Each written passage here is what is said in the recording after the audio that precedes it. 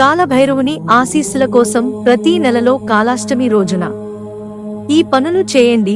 హిందువులకు ఎంతో పవిత్రమైన రోజుల్లో కాలాష్టమి 1.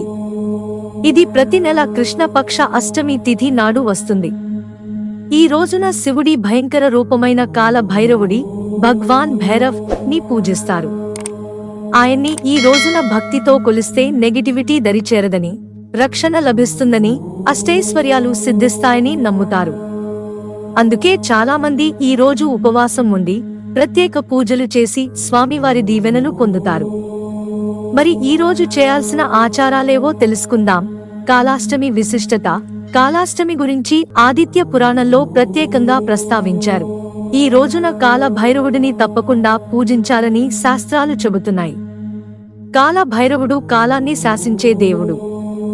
అంతేకాదు, శివుడి ఉగ్ర రూపాల్లో ఆయన ఒకరు. పురాణాల ప్రకారం ఒకసారి బ్రహ్మ, విష్ణు, మహేశ్వరులు ముగ్గురు మాట్లాడుకుంటుండగా వాదన వచ్చింది.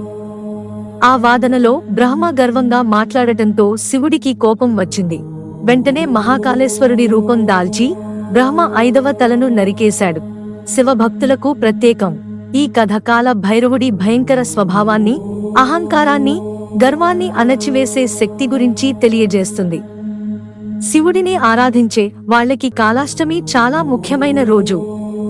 అయితే శివుడికి పూజ చేసేటప్పుడు కొన్ని నియమాలు పాటించాలి. అన్ని వస్తువులు పరమేశ్వరుడికి నైవేద్యంగా పెట్టకూడదు. కాలాష్టమి రోజు ఏం చేయాలి? సూర్యోదయానికి ముందే నిద్రలేచి స్నానం చేసి కాల భైరవుడికి పూజ చేయాలి. స్వామివారి దీవెనలతో మనకి రక్షణ, విజయం లభిస్తాయని నమ్మకం.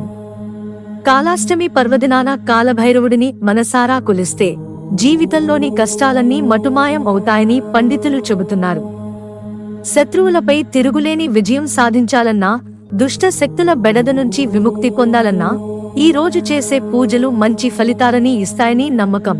ఉపవాసం మంచిది. చాలా మంది ఈ రోజు ఉపవాసం ఉంటారు. ఇలా ఉపవాసం ఉండటం వల్ల ఇంట్లో శాంతి, సంతోషం, శ్రేయస్సు ఉంటాయని విశ్వాసం. అలాగే కాల భైరవ కథ చదవాలి. శివుడికి సంబంధించిన మంత్రాలు జపించాలి. ఇలా చేస్తే ఆధ్యాత్మికంగా మనసు ప్రశాంతంగా ఉంటుంది. వీలైతే సాయంత్రం కాల భైరవ స్వామి గుడికి వెళ్ళాలి. అక్కడ ప్రత్యేక పూజలు చేయించాలి. అలాగే పితృ దేవతలకు ప్రార్థన చేస్తే మంచిది. పూర్వీకులు శాంతితో ఉండాలని ఈ రోజు ప్రార్థన చేయాలని పండితులు సూచిస్తున్నారు.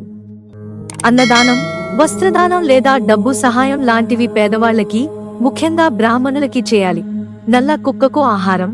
కాలాష్టమి రోజు నల్ల కుక్కకి ఆహారం పెట్టడం చాలా ప్రత్యేకం. నల్ల కుక్క కాల భైరవుడి వాహనం అని నమ్ముతారు.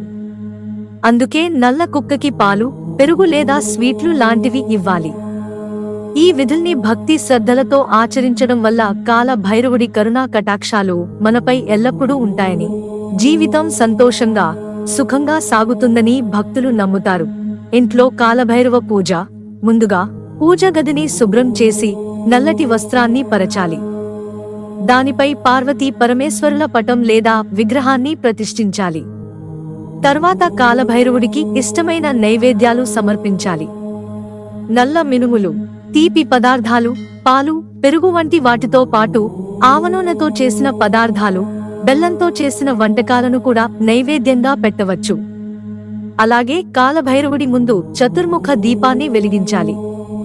అంటే 4 వైపులా వత్తులు వేసి దీపం పెట్టాలి.